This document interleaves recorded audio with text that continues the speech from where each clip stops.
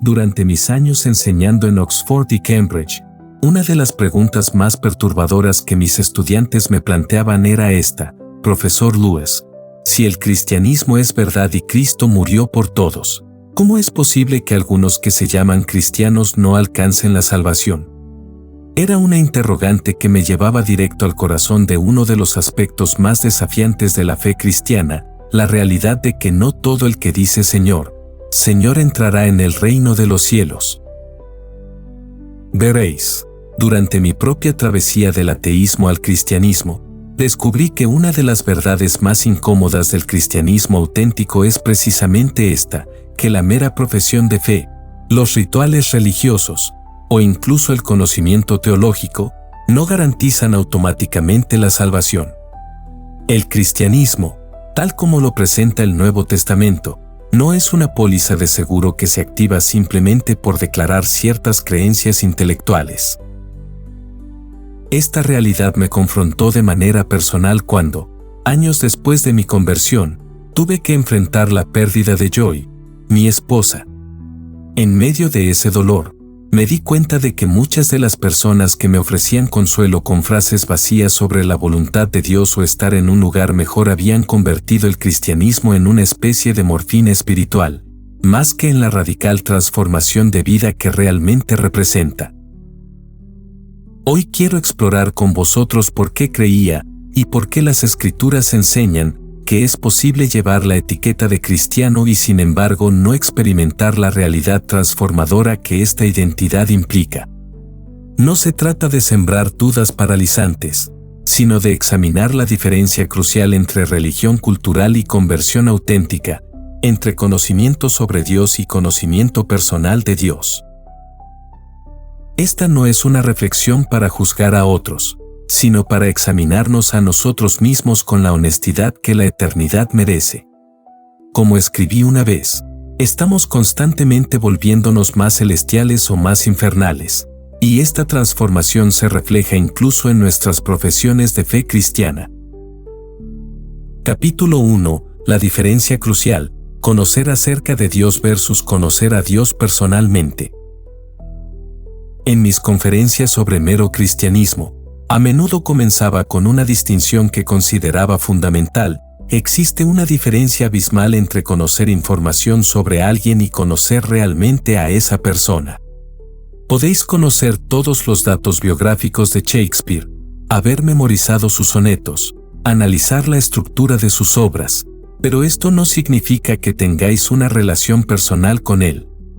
De manera similar, es perfectamente posible conocer toda la doctrina cristiana, participar en todos los rituales eclesiásticos, y hasta predicar sermones elocuentes, sin haber experimentado jamás el encuentro transformador con Cristo que constituye la esencia del cristianismo auténtico. Durante mis años como ateo, irónicamente, sabía más teología que muchos cristianos practicantes.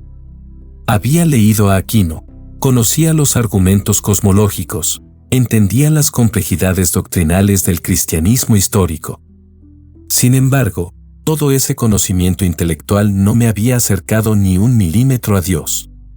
Era como un hombre que hubiera estudiado exhaustivamente los manuales de natación pero nunca se hubiera lanzado al agua. Esta distinción se volvió cristalina para mí cuando finalmente me rendí ante la realidad de Dios. No fue mi erudición lo que me llevó a la fe, sino el reconocimiento de que había estado tratando con una persona real, no con un concepto filosófico. El momento de mi conversión no fue cuando logré resolver todos los enigmas teológicos, sino cuando dejé de tratar de ser el juez de Dios y permití que Él fuera el juez de mí. Recuerdo vívidamente las conversaciones con Tolkien sobre este tema. Él me ayudó a comprender que el cristianismo no es una filosofía que adoptamos intelectualmente, sino una realidad en la que entramos experiencialmente. Me mostró que podía analizar los mitos y las historias desde una perspectiva académica, pero que el mito verdadero del cristianismo requería no solo comprensión intelectual sino rendición personal. Esta diferencia explica por qué Cristo mismo advirtió que muchos le dirían en el día final: Señor, Señor, ¿no profetizamos en tu nombre, y en tu nombre echamos fuera demonios, y en tu nombre hicimos muchos milagros. Y él les respondería: nunca os conocí, apartaos de mí, hacedores de maldad. Notad que estas personas no eran ateos o paganos declarados. Eran individuos que habían realizado actividades religiosas impresionantes en nombre de Cristo. Sin embargo, Cristo dice que nunca los conoció. La palabra conocer en el lenguaje bíblico no se refiere a conocimiento informativo, sino a conocimiento relacional íntimo. Cuando las Escrituras dicen que Adán conoció a Eva, no se refiere a que aprendió datos sobre ella, sino a que experimentó la unión más íntima posible. De la misma manera, conocer a Cristo significa experimentar una unión transformadora con Él, no simplemente asentir intelectualmente a proposiciones sobre Él. Este conocimiento relacional produce frutos evidentes. Como escribí en varias ocasiones, si tenéis un amigo verdadero, otros pueden observar vuestra amistad por la manera en que habláis de Él, cómo os comportáis cuando está presente, y cómo su influencia se refleja en vuestro carácter. De manera similar, quienes conocen realmente a Cristo manifiestan una transformación gradual pero real que otros pueden observar. El problema surge cuando confundimos familiaridad cultural con fe auténtica. En sociedades tradicionalmente cristianas, es posible crecer rodeado del lenguaje cristiano, participar en rituales cristianos, e incluso desarrollar una identidad cultural cristiana sin haber experimentado jamás el nuevo nacimiento del que habla Cristo. Es como crecer en una familia de músicos y aprender a tocar melodías de memoria sin desarrollar jamás un oído musical real o una pasión genuina por la música. Capítulo 2. El autoengaño religioso, cuando la forma reemplaza la sustancia. Una de las observaciones más perturbadoras que hice durante mis años en Cambridge fue cómo la religiosidad externa puede convertirse en una barrera para la verdadera espiritualidad. En mis conversaciones con colegas académicos que profesaban el cristianismo, a menudo detectaba algo que me inquietaba profundamente: habían desarrollado una sofisticada maquinaria religiosa que funcionaba perfectamente sin requerir la presencia real de Dios. Esto me recordaba a lo que había observado en mi propia experiencia atea. Durante años, había participado en debates teológicos brillantes, había asistido a servicios religiosos por cortesía social, e incluso había defendido intelectualmente ciertas posiciones cristianas, todo mientras mantenía cuidadosamente a Dios a una distancia segura. La diferencia era que yo era honesto sobre mi incredulidad, mientras que estos individuos parecían haber desarrollado la capacidad de creer que creían. En Cartas del Diablo a su sobrino, exploré este fenómeno a través de la perspectiva de Scrutopo. El diablo veterano le explica a su aprendiz que una de las estrategias más efectivas no es alejar a las personas de la iglesia, sino mantenerlas dentro de ella mientras se aseguran de que su religión permanezca completamente superficial. La idea, le dice Scrutopo, es mantenerlos en un estado de mente en el que puedan continuar asistiendo a la iglesia, o incluso dirigiéndola, mientras permanecen completamente ajenos a la presencia de nuestro enemigo. Esta estrategia diabólica funciona porque apela a uno de nuestros instintos más profundos, el deseo de pertenencia y respetabilidad social. En muchas culturas, identificarse como cristiano proporciona beneficios sociales tangibles. Puede abrir puertas profesionales, crear redes de apoyo comunitario, o simplemente satisfacer expectativas familiares. Es perfectamente posible disfrutar de todos estos beneficios mientras se mantiene el corazón herméticamente sellado contra cualquier demanda real que Cristo pudiera hacer sobre nuestra vida. Recuerdo vívidamente una conversación con un prominente teólogo de Oxford que podía citar patrística en latín original, pero que, cuando le pregunté sobre su vida de oración personal, me miró como si le hubiera preguntado sobre sus hábitos digestivos. Para él, la religión era un campo de estudio intelectual fascinante, no una realidad vivida que transformaba cada aspecto de su existencia. Este autoengaño religioso es particularmente peligroso porque se disfraza de virtud. La persona religiosa externamente puede señalar su asistencia regular a la iglesia, su conocimiento bíblico, sus contribuciones financieras, o su participación en actividades caritativas como evidencia de su estado espiritual. Todas estas son cosas buenas en sí mismas, pero cuando se convierten en sustitutos de una relación personal con Cristo, se transforman en obstáculos para la salvación auténtica. Cristo mismo identificó este peligro cuando habló de aquellos que honran con los labios, pero su corazón está lejos. No se refería a hipócritas conscientes que deliberadamente fingían religiosidad. Se refería a personas que habían logrado la hazaña psicológica de satisfacerse con las formas externas de la religión mientras mantenían sus corazones cerrados a la transformación real. En mis reflexiones sobre este tema, llegué a comprender que el autoengaño religioso a menudo surge de un malentendido fundamental sobre la naturaleza del cristianismo. Muchos lo ven como un sistema de mejoramiento moral personal, una filosofía de vida positiva, o una tradición cultural valiosa. Todos estos elementos pueden estar presentes en el cristianismo auténtico, pero no constituyen su esencia. El cristianismo, en su núcleo, es el reconocimiento de nuestra bancarrota espiritual total y la aceptación de la gracia transformadora de Dios como nuestro único medio de salvación. No es una religión de autosuperación sino de muerte y resurrección. No se trata de volvernos mejores versiones de nosotros mismos, sino de volvernos personas completamente nuevas a través de la unión con Cristo. Capítulo 3. Las Crónicas de Narnia como espejo, reconociendo la verdadera conversión.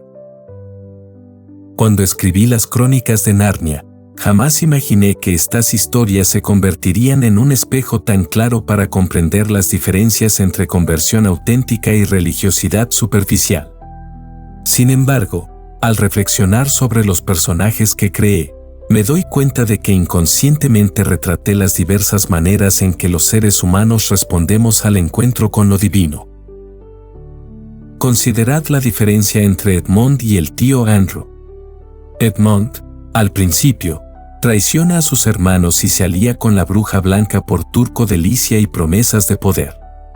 Su transformación es dolorosa pero real, debe enfrentar la verdad sobre sus acciones, experimentar genuino arrepentimiento, y permitir que Aslan pague el precio de su traición.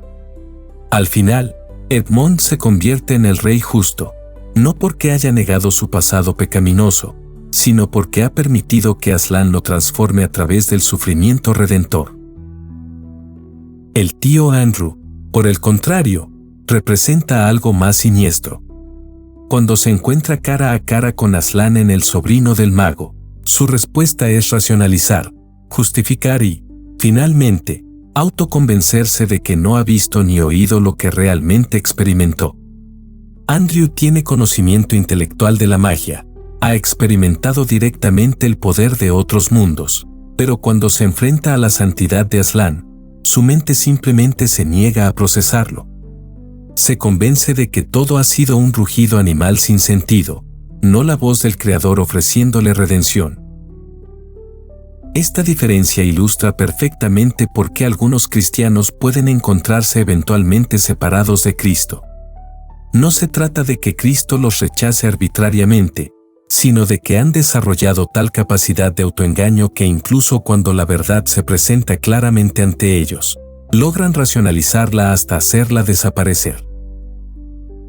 En la última batalla, exploré esto aún más profundamente a través del personaje de Sheth, el mono. Sheth comienza organizando un engaño religioso por el bien de todos, convenciendo a los narnianos de que un burro disfrazado es realmente Aslan. Gradualmente, Sheth llega a creer en su propia mentira, desarrollando una teología completa que justifica sus acciones. Al final, cuando el verdadero Aslan aparece, Sheth es incapaz de reconocerlo porque ha invertido tanto en su versión falsa que la verdad se ha vuelto literalmente impensable. Recordad también la diferencia entre los enanos en esa misma historia. Algunos enanos, Después de ser engañados por Sheft, deciden que no creerán en nada más. Los enanos son para los enanos, declaran. Incluso cuando están sentados en el hermoso país de Aslan, se convencen de que están en un establo oscuro y sucio. Su desilusión con la religión falsa los ha cegado completamente a la realidad de la religión verdadera. Estos personajes no son simples alegorías morales, son retratos psicológicos de cómo respondemos al encuentro con lo divino. Algunos, como Edmond, permiten que la verdad los transforme, sin importar cuán doloroso sea el proceso. Otros, como el tío Andrew, desarrollan elaborados mecanismos de defensa mental para evitar las implicaciones de lo que han experimentado. Y otros, como los enanos escépticos, permiten que el dolor de haber sido engañados los cierre completamente a la posibilidad de la verdad auténtica. La conversión verdadera, como la experimentan los personajes redimidos en Narnia, involucra varios elementos cruciales. Primero, el reconocimiento honesto de nuestra condición real, sin excusas ni justificaciones. Edmond no puede ser restaurado hasta que admite completamente lo que ha hecho y por qué lo ha hecho. Segundo, la voluntad de permitir que Aslan pague el precio de nuestra redención, reconociendo que no podemos salvarnos a nosotros mismos. Tercero, la apertura a la transformación continua que viene de una relación viva con Aslan. En contraste, los personajes que permanecen perdidos comparten ciertos patrones. Consistentemente ponen su propia interpretación de los eventos por encima de la realidad evidente. Desarrollan teorías complejas para explicar por qué no necesitan cambiar fundamentalmente. Y, más crucial, mantienen un sentido de control sobre sus propias vidas espirituales, negándose a rendirse completamente a la autoridad de Aslan. Estas dinámicas narrativas reflejan exactamente lo que observo en la experiencia cristiana real. La diferencia entre aquellos que experimentan salvación auténtica y aquellos que simplemente adoptan identidad cristiana cultural radica precisamente en estas mismas respuestas al encuentro con Cristo. Capítulo 4. El gran divorcio, la elección final entre el yo y Dios. En el gran divorcio, intenté explorar una de las verdades más difíciles sobre la condición humana, que es posible rechazar el cielo mismo si el cielo requiere abandonar nuestros preciados autoengaños. Esta obra no era una especulación literal sobre la vida después de la muerte, sino una exploración imaginativa de las elecciones espirituales que hacemos aquí y ahora, y cómo esas elecciones moldean nuestro destino eterno. La premisa central de la historia es que algunos visitantes del infierno reciben la oportunidad de permanecer en el cielo, pero la mayoría elige regresar a su miseria familiar porque el cielo les exige algo que consideran demasiado costoso, la rendición total de sus egos defendidos cuidadosamente. Esto ilustra por qué algunos que se identifican como cristianos pueden encontrarse finalmente separados de Dios, no porque Dios los rechace, sino porque ellos, en última instancia, rechazan las condiciones bajo las cuales Dios puede ser experimentado. Recordad al personaje del obispo en la historia. Era un hombre que había dedicado su vida profesional a la religión, que había escrito libros de teología, que había predicado sermones elaborados. Sin embargo, cuando se le ofrece la oportunidad de encontrarse con Cristo directamente, se siente incómodo. Prefiere regresar al infierno donde puede continuar sus interminables discusiones teológicas sobre Cristo sin la perturbación de su presencia real. Para este obispo, la religión se había convertido en un sustituto sofisticado de Dios, no en un medio para conocerlo. Esta es una de las tragedias más profundas del autoengaño religioso, puede volvernos inmunes a la realidad misma que profesa adorar. Es posible estudiar a Cristo académicamente, predicar sobre Cristo profesionalmente, e incluso realizar ministerios en nombre de Cristo, mientras se mantiene cuidadosamente el corazón cerrado a su presencia transformadora. Otro personaje memorable es la mujer que había perdido a su hijo y había convertido su dolor en su identidad completa. Cuando se le ofrece la oportunidad de reunirse con su Hijo en el cielo, descubre que esto requeriría que amara a Dios más que a su dolor, que encontrara su identidad en Cristo más que en su tragedia. Para ella, esto se siente como una traición a la memoria de su Hijo. Prefiere aferrarse a su sufrimiento familiar que abrirse a la sanidad que requeriría una reorganización completa de su alma. Esta dinámica es particularmente relevante para comprender por qué algunos cristianos culturales pueden perderse eternamente. A menudo hemos construido identidades religiosas que están centradas en algo diferente a Cristo mismo. Podemos estar centrados en nuestra tradición denominacional, en nuestro rol de liderazgo religioso, en nuestra reputación de persona piadosa, o incluso en nuestro sufrimiento espiritual.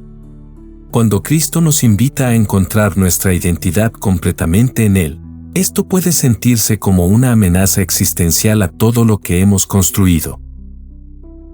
El proceso de conversión auténtica requiere lo que podríamos llamar una muerte del ego religioso.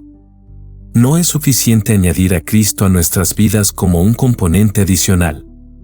La conversión real requiere que Cristo se convierta en el centro organizativo de toda nuestra existencia, lo que significa que todo lo demás, incluyendo nuestras ideas previas sobre religión, espiritualidad y moralidad, debe ser reordenado alrededor de Él.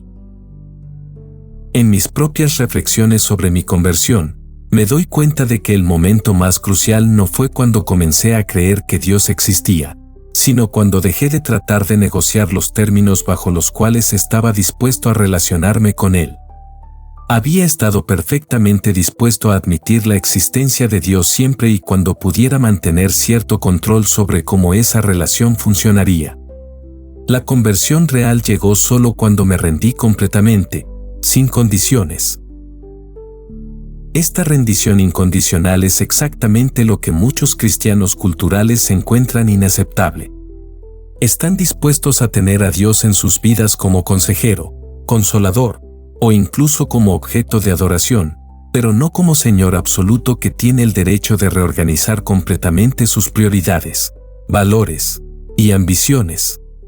Cuando se enfrentan con las demandas radicales del señorío de Cristo, descubren que prefieren una versión más manejable del cristianismo, incluso si esa preferencia finalmente los separa del Cristo real. Capítulo 5. Señales de advertencia. Reconociendo el cristianismo nominal en nosotros mismos. Durante mis años como tutor en Oxford, desarrollé la habilidad de reconocer cuando un estudiante realmente comprendía el material versus cuando simplemente había memorizado las respuestas correctas para el examen. Los estudiantes que habían memorizado sin comprender podían recitar definiciones perfectas y resolver problemas familiares, pero se tambaleaban cuando se enfrentaban a aplicaciones inesperadas o preguntas que requerían pensamiento original. De manera similar, he observado que existen señales reveladoras que distinguen entre fe auténtica y cristianismo nominal. La primera señal de advertencia es lo que llamo inmunidad espiritual. Cuando una persona ha estado expuesta al cristianismo durante tanto tiempo que ha desarrollado resistencia a su poder transformador, similar a cómo alguien puede volverse inmune a un medicamento por uso excesivo. Estas personas pueden escuchar los sermones más penetrantes, leer los textos más devotos, participar en las liturgias más solemnes, y permanecer completamente imperturbados espiritualmente. Han desarrollado la capacidad de procesar contenido cristiano sin permitir que penetre en las capas profundas de su ser donde residen sus verdaderas motivaciones y deseos. Durante mis conferencias sobre apologética, a menudo encontraba individuos que podían debatir brillantemente sobre la evidencia de la resurrección, pero nunca habían considerado seriamente qué implicaría para sus vidas si la resurrección fuera realmente verdad. Podían defender intelectualmente la doctrina de la expiación, pero nunca habían experimentado personalmente la necesidad desesperante de perdón que hace que esa doctrina se vuelva precious beyond words. Una segunda señal es la religiosidad compartimentalizada. He observado que muchos cristianos nominales han desarrollado la habilidad de mantener su fe cristiana en una categoría separada de sus decisiones reales de vida. Pueden ser devotos los domingos y completamente seculares de lunes a sábado, sin experimentar ninguna tensión psicológica por esta división. Cuando se les pregunta directamente, afirmarán que Cristo es el Señor de sus vidas, pero un examen de sus calendarios, presupuestos, ambiciones profesionales y relaciones románticas revelaría que otras prioridades efectivamente gobiernan sus decisiones importantes. Recuerdo vívidamente una conversación con un colega académico que profesaba ser cristiano devoto pero que admitió casualmente que nunca había considerado cómo su fe podría influir en su investigación académica o en sus ambiciones profesionales. Para él, el cristianismo era una preferencia personal que proporcionaba consuelo y comunidad, pero no una cosmovisión comprehensive que informara cada aspecto de su existencia intelectual. Una tercera señal es la espiritualidad defensiva. Los cristianos nominales a menudo desarrollan una hipersensibilidad a cualquier enseñanza o experiencia que pudiera desafiar la comodidad de su estado espiritual actual. Se sienten amenazados por predicación que llama al arrepentimiento profundo, por literatura devocional que describe intimidad real con Dios, o por testimonios de transformación radical. En lugar de permitir que estas experiencias los inspiren hacia una fe más profunda, las racionalizan como extremismo religioso o fanatismo emocional. Esta defensividad a menudo se manifiesta como una preferencia por cristianismo equilibrado que nunca requiere cambios dramáticos o sacrificios significativos. Prefieren sermones que los afirmen en su estado actual más que mensajes que los llamen a un crecimiento radical. Buscan literatura cristiana que sea informativa y edificante, pero evitan cuidadosamente cualquier cosa que pudiera perturbar su equilibrio espiritual establecido. Una cuarta señal es la fe como consumo personal. Muchos cristianos nominales han adoptado inconscientemente una mentalidad consumista hacia su fe. Evalúan iglesias, sermones y experiencias espirituales basándose principalmente en cómo estas cosas los hacen sentir o qué beneficios personales proporcionan. Si una iglesia no satisface sus preferencias estilísticas, buscan otra. Si una enseñanza bíblica los incomoda, buscan una interpretación más palatable. Esta mentalidad consumista se revela particularmente en cómo responden al sufrimiento o a la adversidad. Cuando enfrentan dificultades, su primera reacción no es preguntarse qué Dios podría estar tratando de enseñarles o cómo podrían crecer a través de la experiencia, sino quejarse de que Dios no está cumpliendo su parte del contrato implícito de proporcionarles una vida cómoda a cambio de su fidelidad religiosa. Finalmente, una de las señales más reveladoras es la ausencia de hambre espiritual. Los cristianos auténticos, sin importar cuánto tiempo hayan estado en la fe, mantienen un sentido de que hay siempre más de Dios para conocer, más transformación para experimentar, más semejanza a Cristo para desarrollar. Los cristianos nominales, por el contrario, a menudo exhiben una satisfacción espiritual que sugiere que han llegado a su destino final. No sienten urgencia particular por crecer en santidad, profundizar en oración o buscar una comprensión más madura de las Escrituras. Capítulo 6. La parábola del sembrador aplicada, diferentes respuestas al Evangelio auténtico. En mis reflexiones sobre la enseñanza de Cristo, ninguna parábola me ha resultado más iluminadora para comprender el fenómeno del cristianismo nominal que la parábola del sembrador. Esta historia, que Cristo mismo explicó a sus discípulos, proporciona un marco perfecto para entender por qué algunos que inicialmente responden al Evangelio eventualmente se alejan de la fe auténtica. La imagen del Zoe me resulta particularmente poderosa porque, durante mis años enseñando, observé exactamente estos mismos patrones en cómo mis estudiantes respondían a las ideas complejas. Algunos estudiantes escuchaban una conferencia nueva y emocionante, tomaban notas entusiastas y participaban vigorosamente en discusiones, pero una semana después habían olvidado completamente el contenido porque nunca permitieron que penetrara más allá de la superficie de sus mentes. Otros estudiantes parecían captar inmediatamente conceptos difíciles y se emocionaban genuinamente, pero cuando el material requería trabajo duro y sostenido, su entusiasmo se desvanecía rápidamente. En el contexto espiritual, el primer tipo de suelo, el camino donde las semillas son inmediatamente devoradas por las aves, representa a aquellos que han desarrollado tal resistencia al Evangelio que ni siquiera pueden procesarlo intelectualmente. En nuestro contexto contemporáneo, estas son a menudo personas que han estado tan expuestas a versiones distorsionadas del cristianismo que su capacidad de escuchar el Evangelio auténtico ha sido efectivamente neutralizada.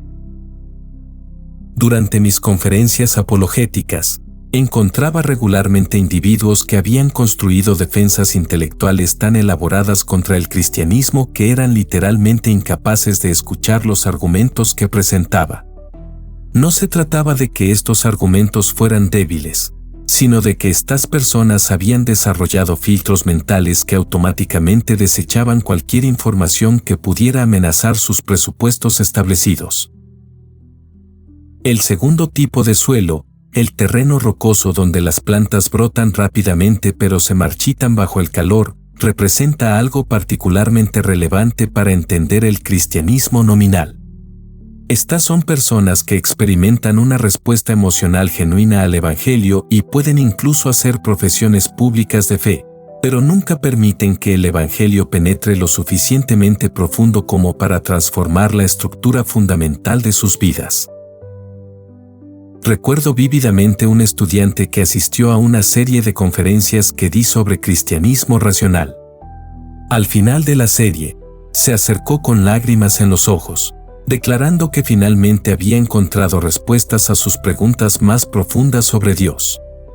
Me pidió recomendaciones de lectura, comenzó a asistir a servicios religiosos, e incluso habló entusiastamente con sus amigos sobre sus nuevas convicciones. Sin embargo, cuando lo vi 6 meses después, había abandonado completamente cualquier pretensión de fe cristiana. Cuando le pregunté qué había pasado, me explicó que la fe había comenzado a interferir con sus ambiciones académicas y su vida social, así que había decidido que no era para él después de todo. Este patrón ilustra perfectamente lo que Cristo describía. La respuesta inicial había sido genuina, pero superficial. Cuando la fe comenzó a requerir sacrificios reales, tiempo, energía, reputación social, reordenación de prioridades, la persona descubrió que su compromiso no tenía las raíces suficientes para sostener estas demandas. El tercer tipo de suelo, donde las plantas crecen pero son ahogadas por espinos, describe quizás la forma más común de cristianismo nominal en nuestro contexto cultural. Estas son personas que mantienen identidad cristiana durante décadas, participan regularmente en actividades religiosas, e incluso pueden ocupar posiciones de liderazgo en sus iglesias, pero gradualmente permiten que las preocupaciones de este mundo y el engaño de las riquezas sofoquen cualquier vida espiritual auténtica. En mis observaciones de la cultura académica de Oxford y Cambridge, vi innumerables ejemplos de este fenómeno. Profesores que habían comenzado sus carreras con fe sincera pero que gradualmente habían permitido que las demandas de la vida académica, las presiones sociales del ambiente secular y la seducción del prestigio intelectual erosionaran cualquier compromiso real con Cristo. No habían rechazado explícitamente el cristianismo, pero habían permitido que se volviera cada vez más marginal hasta que eventualmente se convirtió en poco más que una preferencia cultural nostálgica. Este proceso es particularmente insidioso porque ocurre gradualmente y puede ser racionalizado en cada paso del camino. La persona puede convencerse de que simplemente está madurando en su fe, volviéndose menos fanática y más equilibrada. En realidad, está permitiendo que las preocupaciones temporales ahoguen la vida eterna que una vez poseía. El cuarto tipo de suelo, la tierra buena que produce fruto abundante, representa la conversión auténtica que resulta en transformación genuina y crecimiento espiritual sostenido. Estas son personas que no solo responden emocionalmente al Evangelio, sino que permiten que reorganice completamente sus prioridades, valores y objetivos de vida. Capítulo 7. El juicio final, cuando las máscaras caen y la realidad se revela. En mis reflexiones más profundas sobre el destino eterno, he llegado a comprender que el juicio final no será principalmente un evento forense donde Dios examina evidencias legales, sino un momento de revelación donde la realidad espiritual que hemos estado construyendo durante toda nuestra vida finalmente se manifiesta sin posibilidad de autoengaño o pretensión. Durante mis años explorando la naturaleza del tiempo y la eternidad, desarrollé la convicción de que estamos constantemente volviéndonos algo, ya sea más celestiales o más infernales, a través de las pequeñas decisiones que tomamos cada día. Cada elección moral, cada respuesta a la gracia divina, cada momento de rendición o resistencia a la voluntad de Dios, contribuye a la solidificación gradual de nuestro carácter eterno. El juicio final simplemente revelará lo que ya nos hemos convertido. Esta perspectiva me ayuda a comprender por qué algunos que se identifican como cristianos pueden encontrarse finalmente separados de Cristo. No será porque Dios arbitrariamente decide rechazarlos a pesar de su fe profesada, sino porque su fe nunca produjo la transformación real que caracteriza la conversión auténtica. Han pasado años, quizás décadas, construyendo una identidad religiosa que carecía de sustancia espiritual real. Imaginad un actor que ha interpretado el papel de un médico durante tanto tiempo que ha comenzado a creer que realmente es médico. Puede conocer el diálogo médico, usar los gestos apropiados, e incluso recibir aplausos por su actuación convincente. Sin embargo, cuando se enfrenta a una emergencia médica real, su falta de conocimiento y habilidad verdadero se revelaría inmediatamente. De manera similar, es posible interpretar el papel de cristiano tan convincentemente que incluso nosotros mismos llegamos a creer en nuestra actuación, pero el juicio final revelará si poseíamos la realidad espiritual que nuestra performance sugería. Cristo mismo describió este escenario cuando habló de aquellos que le dirían: Señor, Señor, ¿no profetizamos en tu nombre? Su respuesta, nunca os conocí, es particularmente reveladora. No dice una vez os conocí pero luego os rechacé, o os conocía pero decidisteis alejaros.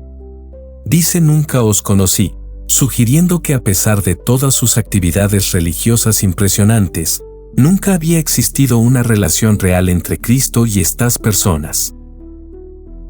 Esta ausencia de relación real se habrá manifestado durante sus vidas terrenales de maneras que probablemente pasaron desapercibidas para observadores externos, pero que serán evidentes en la luz perfecta de la eternidad. Quizás realizaron ministerios impresionantes pero nunca experimentaron hambre personal de comunión con Dios. Tal vez predicaron sermones elocuentes sobre el amor de Cristo pero nunca permitieron que ese amor transformara sus corazones orgullosos. Posiblemente organizaron eventos evangelísticos exitosos pero nunca se sometieron personalmente al señorío de Cristo. En el Gran Divorcio, intenté ilustrar cómo este proceso de autorrevelación podría desarrollarse. Los personajes que eligen regresar al infierno no lo hacen porque el cielo sea inherentemente desagradable, sino porque el cielo requiere una reorganización total de sus identidades que resulta más aterradora que la miseria familiar. Han invertido tanto en versiones falsas de sí mismos que la perspectiva de volverse auténticos se siente como aniquilación. El hombre que había centrado su identidad en ser teológicamente correcto descubre que el cielo requiere humildad genuina más que precisión doctrinal. La mujer que había construido su sentido de valor alrededor de ser necesitada por otros descubre que el cielo requiere encontrar satisfacción en Dios solo. El líder religioso que había disfrutado del poder y la influencia descubre que el cielo requiere volverse como un niño pequeño. Para estas personas, la condenación no es una punición externa impuesta por un Dios vengativo, sino el resultado natural de una vida de elecciones que gradualmente las han endurecido contra la realidad misma que profesaban desear. Han desarrollado tal resistencia a la transformación genuina que incluso cuando se les ofrece el cielo, lo experimentan como una amenaza intolerable a sus identidades cuidadosamente construidas. Esta comprensión me llena tanto de temor reverencial como de esperanza. El temor surge del reconocimiento de que es posible pasar toda una vida en proximidad al cristianismo auténtico sin experimentar jamás su poder transformador.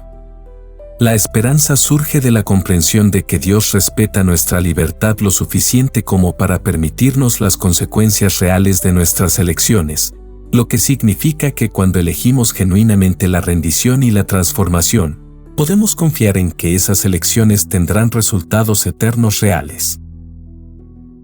La pregunta crucial que cada uno de nosotros debe hacerse no es simplemente profeso ser cristiano, sino ¿está mi profesión de fe resultando en la transformación gradual pero real de mi carácter hacia la semejanza de Cristo?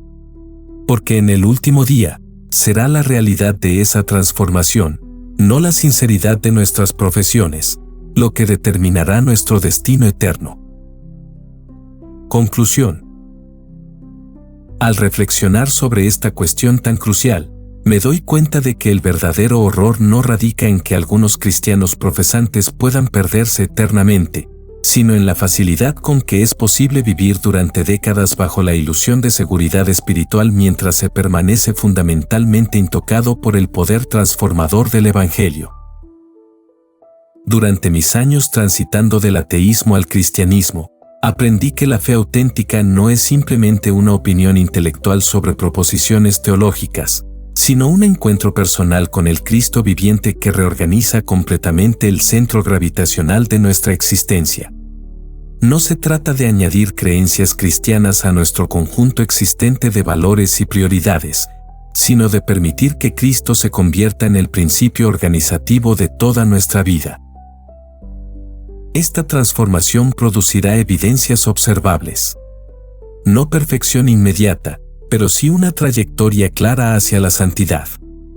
No ausencia total de lucha espiritual, pero sí una guerra genuina contra el pecado. No eliminación completa de dudas, pero sí una confianza creciente en la bondad y faithfulness de Dios.